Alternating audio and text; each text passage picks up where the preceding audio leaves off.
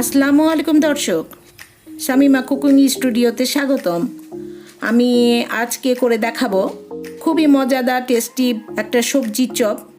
আমি করে দেখাবো পাতাকপি বা বাঁধাকপির চপ, এবং সেই সাথে করে দেখাবো এর সাথে একই মিশ্রণ দিয়ে পাতাকপির পাকোড়া। দুটো একই মিশ্রণের হবে, কিন্তু স্বাদ হবে পুরো আলাদা এবং খুবই মজার। আসুন আপনারা উপভোগ করুন আমি কিভাবে এই রেসিপিটা করছি।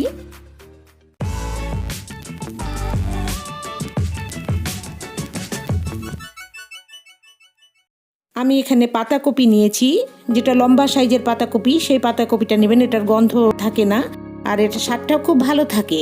এটাকে আমি খুব মিহি করে কুচো করে নিয়েছি।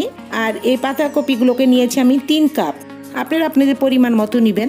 আর এখানে হাফ চা চামচ লবণ দিয়ে পাতাকপিগুলোকে আমি খুব ভালো করে চটকিয়ে নেব। খুব ভালো করে চটকিয়ে নেবেন যাতে পাতাকপিগুলো থেকে পানি ছেড়ে দেয় এরকম। এবং 5-7 মিনিট অপেক্ষা করলে দেখবেন পুরো পানিটা পাতাকপি থেকে আলাদা হয়ে যাবে। এখন আমি পাতাকপিগুলোকে খুব ভালো করে চেপে চেপে হাত দিয়ে যতটা সম্ভব খুব ভালো করে চেপে চেপে পানিগুলোকে বের করে নিতে হবে। এভাবে পুরো পাতাকপিটাকে আমি চিপে আলাদা পাত্রে নিয়ে নিচ্ছি। এতে সুবিধা হচ্ছে যে পাতাকপিটা খুবই সফট হয়ে যায়, নরম হয়ে যায়, যার সিদ্ধ করার কোনো প্রয়োজন হয় না। আর এই যে পানিটা বেরিয়ে গেল তাতে পাতাকপির যে গন্ধ থাকে সেটাও চলে যায়। দেখেন কতগুলো পানি বেরিয়েছে পাতাকপি থেকে, এবং যতক্ষণ থাকবে পাতাকপি কিন্তু পানি ছাড়তে থাকবে। এই জন্য এখন আমি তাড়াতাড়ি যতটা সম্ভব এই পাতাকপিটাকে আমি এক মশলায় মাখিয়ে নেব। এখানে আমি খুব মিহি করে কুচি করে নিয়েছি পেঁয়াজ, এবং মিহি কুচি করে নিয়েছি কাঁচামরিচ। এটা আপনারা আপনাদের স্বাদ মতো দিবেন। আর এই মশলাগুলো আমি সব হাফ চা চামচ করে নিয়েছি। আদা রসুনের পেস্ট, হলুদের গুঁড়া, গরম মশলার গুঁড়া, চাট মশলা এবং জিরা এবং ধনের গুঁড়া সবই আমার হাফ চা চামচ করে আছে। এবং এই মশলাগুলো দিয়ে আমি খুব ভালো করে পাতাকপিটাকে মেখে নিব। এবার একটা ডিম অ্যাড করব, এবং ডিমটাও খুব ভালো করে আমি মেখে নিব। তবে কেউ যদি ডিম না দিতে চান তাহলেও চলবে, কোনো সমস্যা নাই, তবে ডিমটা দিলে খুব ভালো হয়।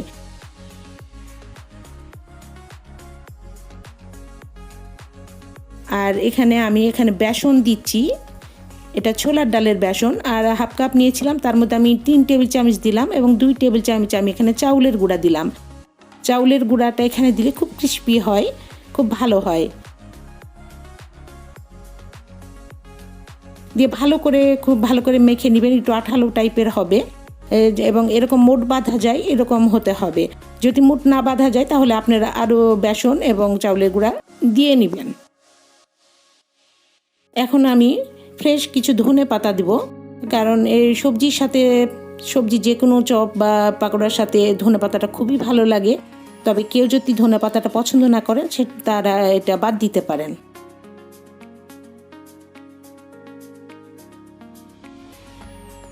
যেহেতু আমি আর লবণ দিইনি, আর পাতাকপিটা চটকানোর সময়তেই যা দিয়েছিলাম, তাই আপনার এখানে স্বাদটা নিয়ে দেখবেন। লবণ যদি কম হয় তাহলে লবণ দিয়ে দিবেন আপনাদের এটা স্বাদ মতো। আমি আরও কিছুটা চাউলের গুঁড়া দিয়ে দিচ্ছি, তাতে ভালো খুব ক্রিস্পি হবে। এটা আপনাদের পছন্দ মতো বা সুবিধা মতো দিয়ে নেবেন কম বেশি করে। এবং আমার মিশ্রণটা হয়ে গেছে। এবার আমি যতটা সম্ভব তাড়াতাড়ি আমি এই চপগুলো করে নিব, কারণ এই পাতাকপির ইয়েটাকে কিছুক্ষণ রেখে দেওয়া যাবে না। এটা রেস্টে রাখলেই এটা পানি ছেড়ে দিবে। যত সময় থাকবে এটা আরও নরম হয়ে যাবে, পানি ছেড়ে দিবে, তখন কোনো সাইজ দেওয়া যাবে না, আর পানি এড়ে গেলে এটা ভালো হবে না। এই জন্য যতটা সম্ভব তাড়াতাড়ি এটা গড়ে নিতে হবে। আমি এরকম চপের মতো গোল গোল করে নিচ্ছি। তবে আপনাদের এটা সাইজ দেওয়াটা এখন তো আপনাদের নিজেদের ব্যাপার, আপনারা লম্বাও করতে পারেন, আবার যদি মনে করেন যে কাটলেটের আকার করতে পারেন। এবার আমি একটু ব্রেড ক্রাম নিয়েছি, আর ব্রেড ক্রামে আমি এপিটোপিট করে একটু ব্রেড ক্রাম লাগিয়ে নিব। এতে চপটা খুবই ক্রিস্পি হবে, এবং ওপরের কোটিং দেওয়াতে দেখতেও ভালো লাগবে এবং খুবই ক্রিস্পি হবে। সেই জন্য একটু এরকম ব্রেড ক্রামে আপনারা গড়িয়ে নিতে পারেন। আবার এমনি ব্রেড ক্রামে আপনারা না গড়িয়েও ভাজতে পারেন, ওটাও খুব ভালো হবে। এটা অন্য কিছু না, শুধুমাত্র এটা দেখার সৌন্দর্য এবং ওপরে ক্রিস্পি ভাবটা আনার জন্য। এবং যতটা সম্ভব তাড়াতাড়ি আপনাদেরকে ভেজে নিতে হবে, না হলে আবার নরম হয়ে যাবে। এবং আমি ফ্রাই প্যানে তেল দিয়ে দিলাম। তেলটা ভালো করে প্রথমে গরম করে নিয়ে তারপরে আপনারা যখন ছাড়বেন তখন তাপটা কমিয়ে দিবেন। খুব অল্প জালে, ধীর জালে এখন এপিট ওপিট করে গোল্ডেন ব্রাউন করে ভেজে নেবেন। এটা আপনারা ডিপ ফ্রাই এবং শ্যালো ফ্রাই দুটাই করতে পারেন। আপনি এখানে অল্প সামান্য তেলের ওপরে দিয়ে দিয়ে এটা শ্যালো ফ্রাইও করা যায়।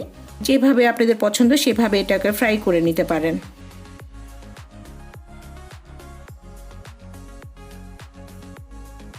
এভাবে একটা একটা করে আমি যখন যেটা ভাজা হয়ে গেছে সেটা আমি এখন উঠিয়ে নেব।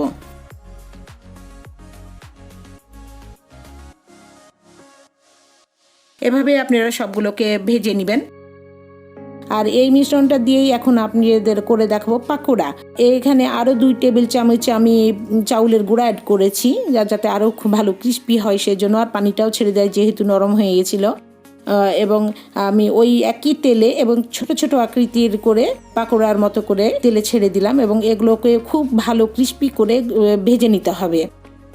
দুটা একই মিশ্রণ দিয়ে করা, কিন্তু দুটা পাশাপাশি খেয়ে দেখবেন দুটোর স্বাদ কিন্তু পুরোই আলাদা, একদম ভিন্ন এবং অসাধারণ স্বাদে। দুটো আলাদা স্বাদ হলে দুটোর স্বাদই খুবই ভালো, খুবই মজার, খুবই ক্রিস্পি। দেখেন আমি এভাবে সার্ভ করলাম, দেখতে যেমন চমৎকার লাগছে, খেতেও অসাধারণ।